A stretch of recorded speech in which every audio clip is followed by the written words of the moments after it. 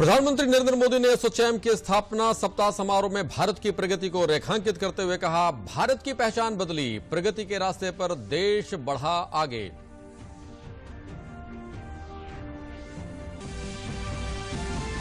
केंद्रीय श्रम मंत्री संतोष गंगवार ने कहा, विपक्ष राजनीतिक कारणों से कर रहा है कृषि कानूनों का विरोध, नए कानून से होगी किसानों की उन्नति।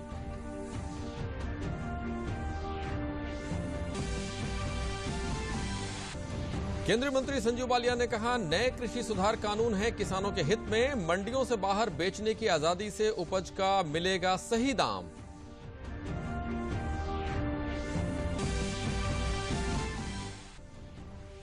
और केंद्र सरकार ने उत्तर प्रदेश के ग्रामीण क्षेत्रों में विद्युत वितरण प्रणाली को मजबूत करने के लिए उठाए बड़े कदम, एशियाई विकास बैंक के साथ $50 करोड़ के समझौते पर हुए हस्ताक्षर। नमस्कार, मैं हूं हेमेंद्र तोमर और अब समाचार विस्तार से। प्रधानमंत्री नरेंद्र मोदी ने एसोचैम के स्थापना सप्ताह समारोह को आज संबोधित किया। वैश्विक स्तर पर और विभिन्न सेक्टरों में भारत की प्रगति को रेखांकित करते हुए प्रधानमंत्री ने कहा कि भारत ऐसे रास्ते पर आगे बढ़ रहा है जहां लोग अब ये कहने लगे हैं कि भारत क्यों नहीं, जबकि पहले कहते थे भारत क्यों। हमारे यहां जो परिस्थितियां थी उसके बाद कहा जाने लगा था, वाई इंडिया। अब जो रिफॉर्म्स देश में हुए हैं उनका जो प्रभाव दिखा है, उसके बाद कहा जा रहा है, why not India.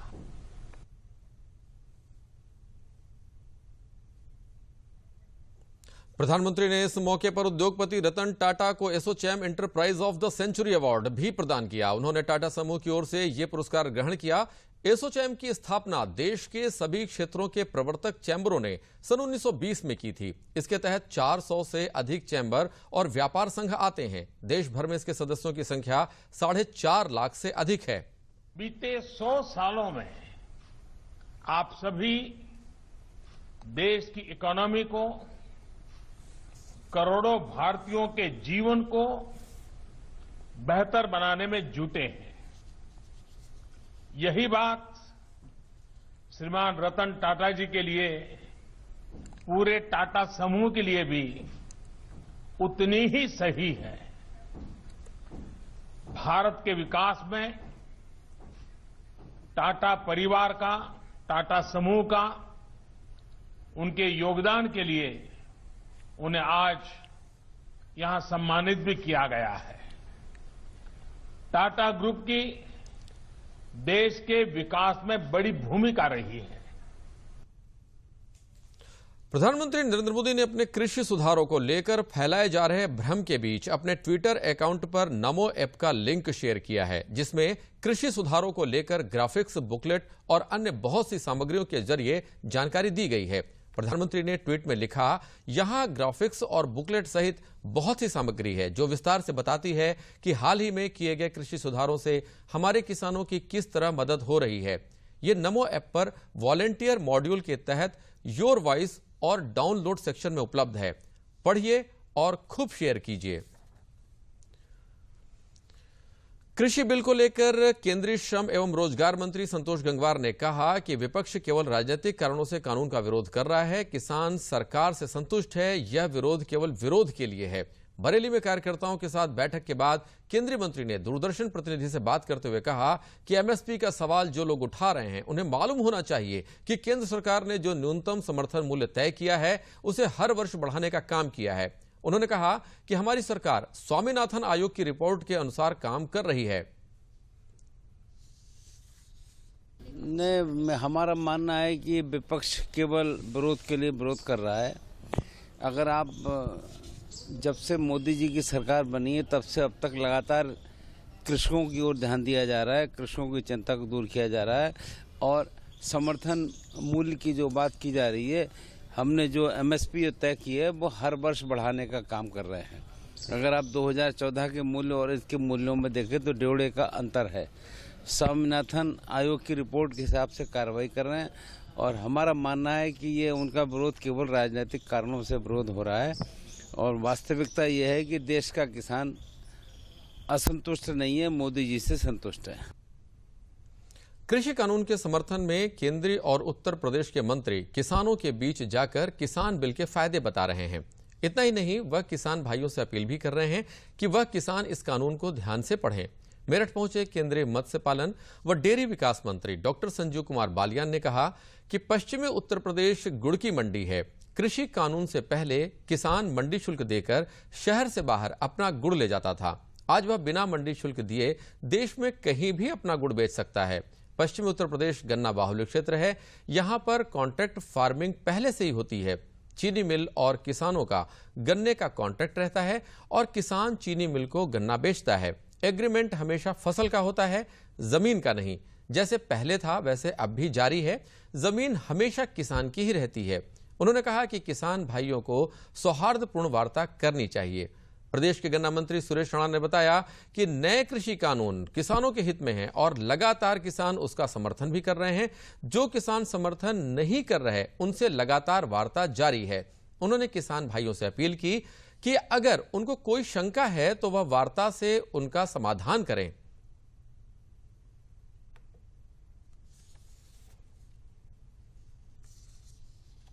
Modi ji जो विधेयक लेकर के आए हैं, कृषि सुधार के विधेयक, तमाम किसान आज खुले मन से उसका समर्थन कर रहा है। मैं उन तमाम किसान भाइयों से निवेदन करना चाहता हूं और निश्चित रूप से यदि किसान भाइयों के मन में कोई भ्रम की स्थिति है, कोई कंफ्यूजन है, तो लगातार देश के माननीय गृह मंत्री जी ने, माननीय कृषि मंत्री जी ने और स्वयं माननीय प्रधानमंत्री जी ने कहा है कि हम तमाम प्रकार के विषय पर चर्चा करने के लिए तैयार हैं और लगातार उन लोगों ने चर्चा की भी है। कई दौर में किसान प्रतिनिधियों के साथ बैठक की है, अब भी लगातार वो बैठक करने के लिए तैयार हैं। कृषि मंत्री जी ने कल ही किसान भाइयों को पत्र लिखा है। लेकिन कुछ लोग ऐसे राजनीतिक दल जो खुद बोलते थे, राहुल गांधी जी स्वयं कहते थे एपीएमसी में हम संशोधन करेंगे, लेकिन उनके अंदर साहस नहीं था। वो किसानों का भला नहीं चाहते, किसानों के हित में फैसले करना नहीं चाहते।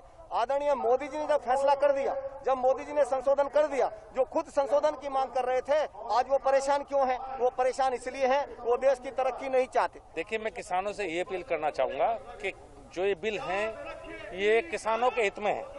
अगर मैं अपने परिप्रेक्ष्य में देखूं पश्चिम उत्तर प्रदेश के, तो मंडी से मतलब पड़ता है गुड़ का। हमारे यहाँ गुड़ मंडियां हैं।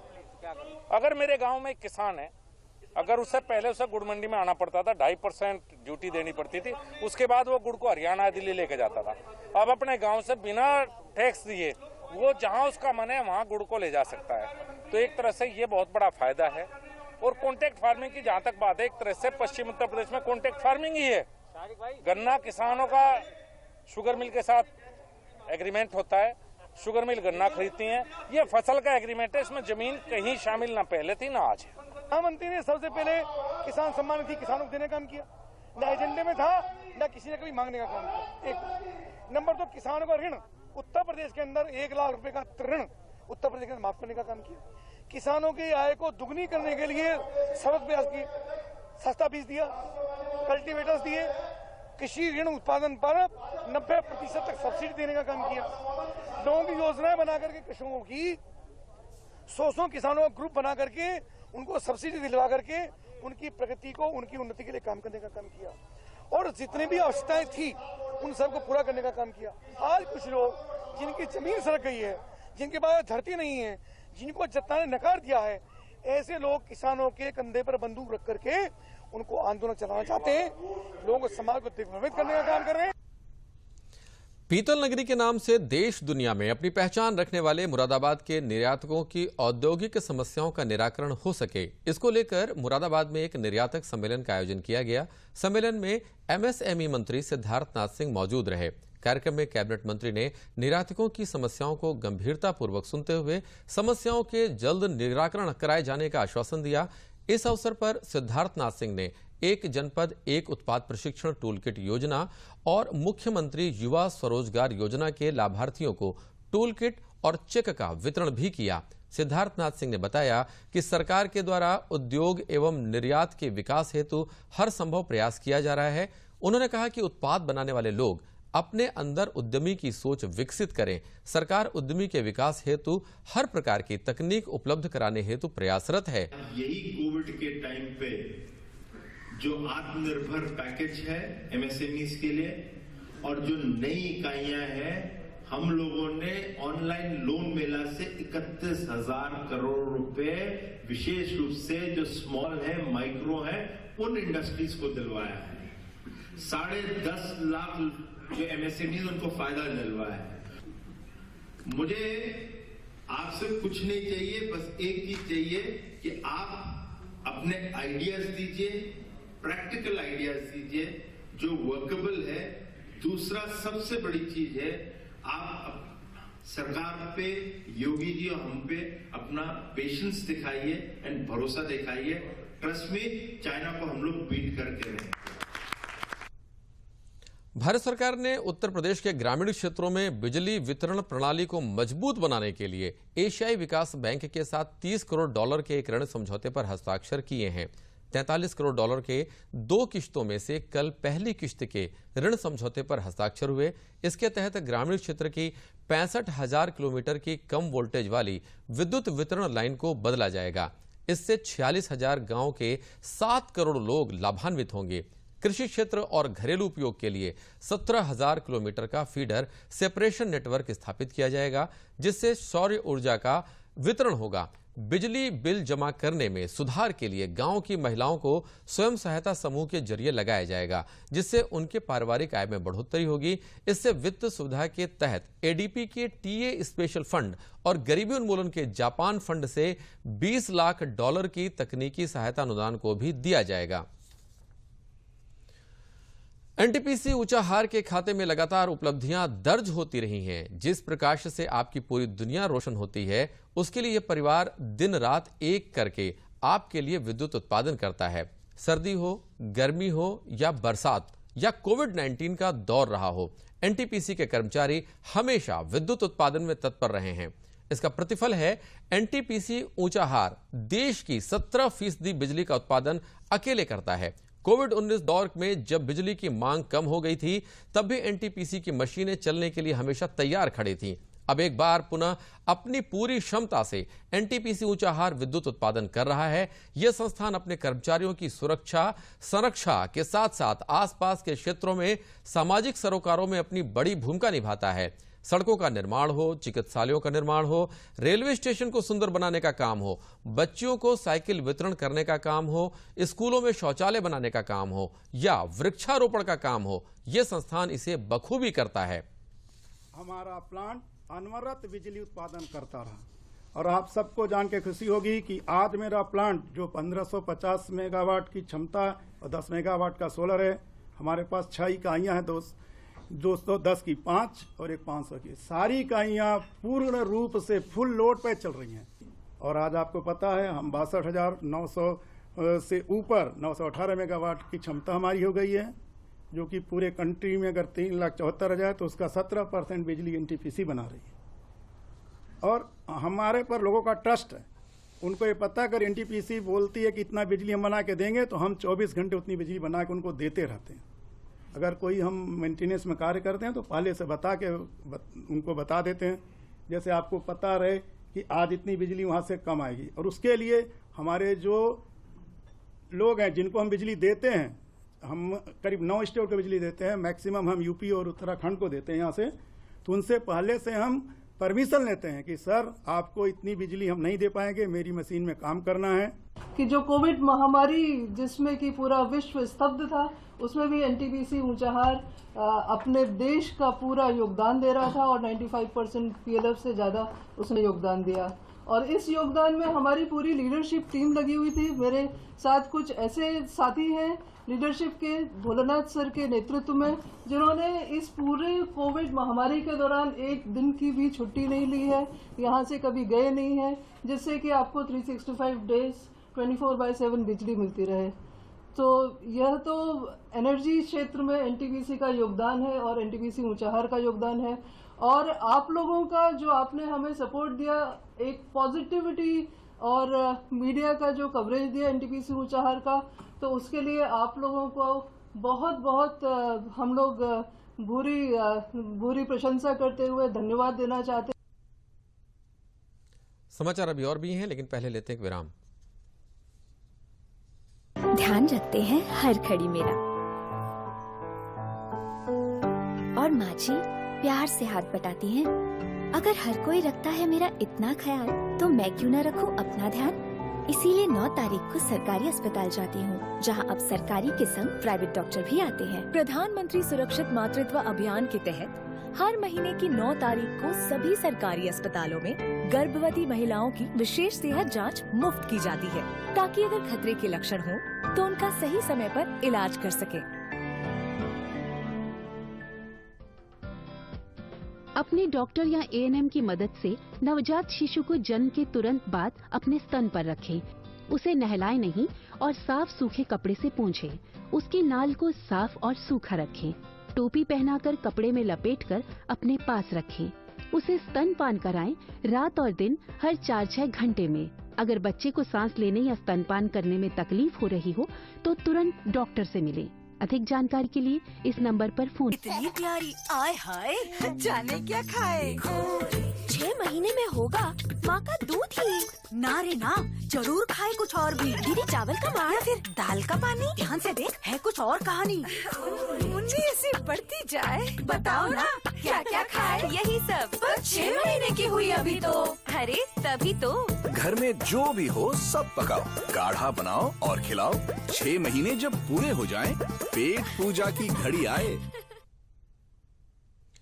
मथुरा में प्रधानमंत्री द्वारा गरीबों के हित में चलाई गई आयुष्मान योजना के अंतर्गत मथुरा में कोविड-19 कोरोना से पीड़ित लोगों का और अन्य बीमारी से पीड़ित सैकड़ों लाभार्थियों को स्वास्थ्य लाभ दिया गया है।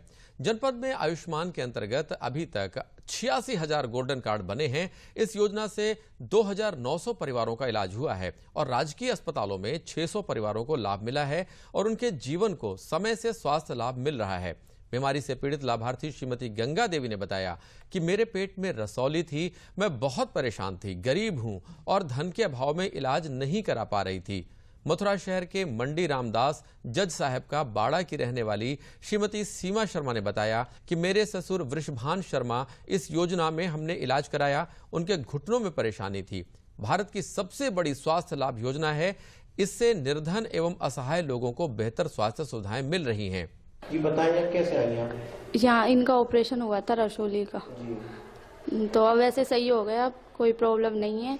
वैसे सब चीज़ मिल रही है इनको खाने के लिए, दाल भी मिल रही है, रोटी मिल रही है, सब्जी भी मिल रही है, सब मिल रहा है। हाँ सही कर रही है। कौन कर रहा है सही? सरकार कर रही है।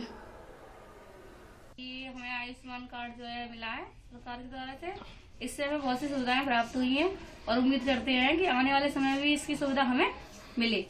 मैं आयुष्मान भारत से बहुत संतुष्ट हूँ। मैंने जो भी इलाज कराया अभी तक सबको संतुष्टि मिली है और हमें इससे लाभ मिला है और आगे चल के भी लाभ मिलेगा। और स्वास्थ्य मंत्रालय की तरफ से जो भी हमें जारी किया गया वो हमें सब लाभ मिल रहा है। इन्हें अब ओल्ड एज तो है ही, ओल्ड एज की जो बीमारियां हैं इसके साथ ही उन्हें घुटनों में विशेष परेशानी है जिनसे उन्हें चलने में समस्या आती है, तो उसके तहत उनका इलाज चल रहा है। इस हेतु हम प्रधानमंत्री को विशेष धन्यवाद देते हैं कि वो ये जो योजनाएं चलाई जा रही हैं उनसे सभी लाभान्वित हों, जैसा कि मैं साक्षात लाभ ले रही हूँ। जो प्रधानमंत्री जी का जो उद्देश्य था आयुष्मान को लेके आने का, जिससे कि 5 लाख लोगों को एक फ्री हेल्थ कार्ड के थ्रू, इसमें आयुष्मान के थ्रू मिल रहा है, उसको हम उस सपने को साकार करने की कोशिश कर रहे हैं। भारत में कोरोना वायरस संक्रमण से पिछले 24 घंटों में 29,885 संक्रमित मरीजों के ठीक होने के साथ ही देश में अब तक कुल 95,50,712 लोग स्वस्थ हुए हैं। इसके साथ ही देश में संक्रमण से ठीक होने वालों की दर 99.46% हो गई है। पिछले 24 घंटों में संक्रमण के 25,153 मामले सामने आए। कोविड-19 के बारे में जागरूकता के लिए कल लखनऊ में एक महाविद्यालय में भारत सरकार के सूचना और प्रसारण मंत्रालय के तहत प्रादेशिक लोक संपर्क ब्यूरो द्वारा जन जागरण कार्यक्रम का आयोजन किया गया।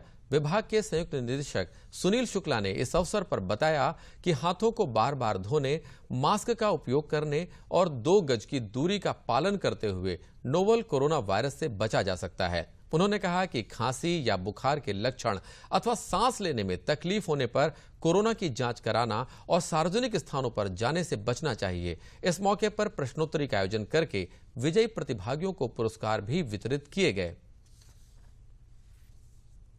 प्रादेशिक लोक संपर्क ब्यूरो लखनऊ के द्वारा हम प्रदेश के 12 जिलों में कोरोना संक्रमण को फैलने से रोकने के लिए लोगों के आचार व्यवहार में परिवर्तन हेतु एक जन जागरूकता का कार्यक्रम चलाया जा रहा है। चूँकि लखनऊ उन संवेदनशील जिलों में शामिल है जिन्हें केंद्र सरकार ने चिन्हित किया है, इसलिए इस लखनऊ में भी इस तरह में कार्यक्रम जन जागरूकता का कार्यक्रम चलाया जा रहा है और हम लगातार पिछले 10 दिसंबर से इस कार्यक्रम को चला रहे हैं और 10 दिनों तक ये चलाया जाएगा। नेशनल पीजी कॉलेज में हम लोगों के आने का उद्देश्य यह था कि बच्चों के बीच में एक कार्यक्रम चलाया जाए, उनको जागरूक किया जाए और उन्हें एक रिसोर्स पर्सन के रूप में, मैंने जागरूकता के एक वाहक के रूप में उन्हें प्रेरित किया जाए कि वह इसके साथ लोगों के बीच में जाएं और समाज को अपने व्यवहार में परिवर्तन के लिए जागरूक करें, सचेत करें कि वो अगर कोरोना संक्रमण को रोकने के लिए उनकी अपनी भूमिका स्वतः निर्धारित करें और पूरे समाज को इस संक्रमण से बचाएं। दिल्ली में जहां किसान अपनी मांगों को लेकर धरने पर बैठे हैं, तो वहीं बरेली के किसान इन सब बातों से दूर होकर मंडियों में अपनी धान की फसल बेच रहे हैं। सरकार के प्रयास से बरेली जिले में धान खरीद का लक्ष्य 100% पूरा हो जाने के बाद भी खरीदारी जारी है, जिससे मंडल में बरेली जिला पहले स्थान पर है। बरेली मंडल में 9 लाख मीट्रिक टन धान खरीद का लक्ष्य रखा गया था, जिसके लिए मंडल भर में 535 खरीद केंद्र बनाए गए, जिसमें बरेली जिले में 1,75,000 मीट्रिक टन के सापेक्ष 15% मीट्रिक टन अधिक धान की खरीद की गई। आरएफसी प्रभारी जोगिंदर सिंह ने बताया, मंडल में 3 जिलों में 100% धान क्रय का लक्ष्य पूरा हो चुका है। वहीं पिछले वर्ष धान विक्रय करने वाले 1,10,000 किसानों के सापेक्ष इस बार 1,60,000 किसानों ने पंजीकरण कराया था। वहीं किसानों का कहना है कि मंडियों में आसानी से खरीद हो रही है, जिसमें किसी प्रकार की कोई दिक्कत नहीं आ रही। वो 9 लाख मीट्रिक टन था और आज के समय में 16 तारीख को हम लोगों ने लगभग 8,68,000 धान क्रय कर लिया गया है। बरेली मंडल में 4 जनपद आते हैं, बरेली, बदायूं, शाहजहांपुर, पीलीभीत, जिसमें 3 जनपदों द्वारा अपना 100% लक्ष्य पूरा कर लिया गया है। बरेली ने लगभग 115% पूर्ण कर लिया गया है। सबसे बड़ी बात यह है कि गत वर्ष 1,10,000 किसानों ने ये पंजीकरण कराया था, धान विक्रय किया था सरकार के लिए। इस साल आज की दिनांक में लगभग 1,60,381 किसानों का धान क्रय किया गया है। नहीं, हाँ, पूरा पैसा मिल रहा है। किसी तरह की कोई दिक्कत तो नहीं आ रही? नहीं, कोई दिक्कत नहीं आ रही है। खाली जो वो तो नियम है, उसमें 11 रुपये कट्टा वो जो तुलाई का है, वो सब भराई का है, वो जाता है। वो बाकी कोई खर्चा एक्स्ट्रा नहीं लिया जा रहा हम लोगों से। स्वतंत्रता संग्राम आंदोलन में काकोरी कांड के नायक पंडित राम प्रसाद बिस्मिल की फांसी सेंट्रल जेल गोरखपुर में 19 दिसंबर 1927 को हुई थी। काकोरी कांड के नायक पंडित राम प्रसाद बिस्मिल को लखनऊ के सेशन कोर्ट से फांसी की सजा सुनाई गई थी। उसके बाद उन्हें गोरखपुर जेल लाया गया, जहां पर कोठरी नंबर 4 में रखा गया। गोरखपुर में बिस्मिल की स्मृति में गुरु कृपा सेवा संस्थान द्वारा श्रद्धांजलि सभा का आयोजन किया गया। जिला जेल के पंडित बिस्मिल स्मारक भवन पर यह आयोजन किया गया, जिसमें प्रशासन, राजनीति, सामाजिक कार्यकर्ताओं ने फूल व माल्यार्पण कर श्रद्धांजलि अर्पित की तथा नारे लगाए। पूरा वातावरण नारों से गूंज उठा। किसी शायर ने सच ही कहा है कि शहीदों की चिताओं पर लगेंगे हर बरस मेले, वतन पर मरने वालों का यही बाकी निशान होगा।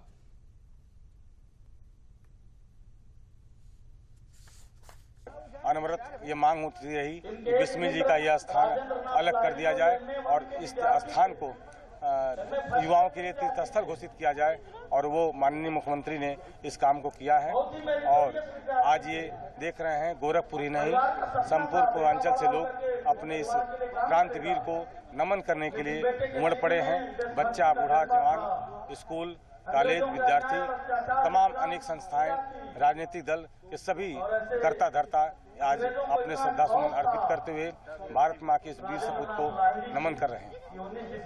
पंडित राम प्रसाद बिस्मिल देश के युवाओं के प्रेरणा स्रोत हैं। ब्रिटिश हुकूमत की चूल्हे हिला देने वाले नौजवानों ने देश के लिए प्रेरणादायी काम किया था। देश के लिए उन्होंने बलिदान दिया था। 19 दिसंबर 1927 को इसी जेल में उनकी फांसी हुई थी। और ये जो परिसर आप देख रहे हैं, जहां वो फांसी के पहले 4 महीने से अधिक समय आकर के यहाँ रहे थे, इस परिसर को दर्शनीय स्थल के रूप में नहीं दिखाया जाता था। पिछले बार जब हम लोगों को पता चला कि ये बंद हो गया है, तो हम लोगों ने उत्तर प्रदेश के मुख्यमंत्री योगी आदित्यनाथ जी महाराज के समक्ष बातें रखी थी और उन्होंने इसको अलग 22 फीट ऊंची दीवार बना करके दर्शनीय स्थल, तीर्थस्थल जैसा इसको विकसित करने का काम किया है। और इसलिए ये मेला तो हर वर्ष लगता है, लेकिन विशेष इस वर्ष इसलिए है कि जहां पंडित राम प्रसाद बिस्मिल जी फांसी के पहले रहा करते थे, वो पूरा परिसर अब दर्शनीय स्थल हो गया है। ये युवाओं के लिए तीर्थस्थल है और उसी तीर्थस्थल पर देश का युवा आकर के प्रेरणा लेने का काम कर रहा है। पंडित राम प्रसाद बिस्मिल जी हमारे देश के अमर शहीद थे। उन्होंने काकोरी कांड में अपने को न्यौछावर किया और इस जिला कारागार में उनको फांसी दी गई थी। आज के दिन 19 दिसंबर को यहाँ जनता के लिए उनकी जिसमें रहते थे कोठरी और फांसी स्थल उसको खोल दिया गया है और प्रत्येक दिन खुला रहेगा। कोई भी दर्शन करने के लिए, उनसे प्रेरणा लेने के लिए यहाँ आ सकता है और उनको जो भी सुविधाएं हैं पूजा करना वो उपलब्ध है। लखनऊ के काकोरी में अंग्रेजों का खजाना लूटने वालों में प्रमुख रूप से महान क्रांतिकारी राजेंद्र लाहिड़ी, पंडित राम प्रसाद बिस्मिल, अशफाक उल्ला खान, रोशन सिंह रहे। इन सभी लोगों को फांसी की सजा सुनाई गई। इनमें अमर शहीद राजेंद्र लाहिड़ी को 2 दिन पूर्व 17 दिसंबर 1927 को गोंडा जेल में फांसी दे दी गई। आज जिला कारागार में फांसी घर के सामने प्रत्येक वर्ष की भांति वैदिक मंत्रों के साथ जनपद न्यायाधीश संजय कुमार, जिलाधिकारी नितिन बंसल, अपर पुलिस अधीक्षक महेंद्र कुमार ने हवन कर श्रद्धांजलि दी। इसके पश्चात लाहिड़ी जी की प्रतिमा पर राष्ट्रधुन के बाद माल्यार्पण किया गया। वहीं प्रांगण में पौधरोपण किया गया। जेल अधीक्षक शशिकांत सिंह ने बताया कि आज के ही दिन राजेंद्र लाहिड़ी जी को इसी कारागार में फांसी दी गई थी, इसीलिए आज के दिन बलिदान दिवस मनाया जाता है। हमारी कारागार गोंडा कारागार बड़ी ऐतिहासिक है, क्योंकि इसी पावन धरती पे शहीद को आज ही के दिन फांसी हुई थी और उसी के उपलक्ष्य में आज उनको याद करते हुए, उनके पद चिन्हों पे हम चल सके, उनको याद करते हुए उसी के लिए आज हम पूरे जिले भर का एक बहुत बड़ा आयोजन होता है, जिसमें जिले के न्यायिक अधिकारी, प्रशासनिक अधिकारी सभी लोग आते हैं यहाँ पे।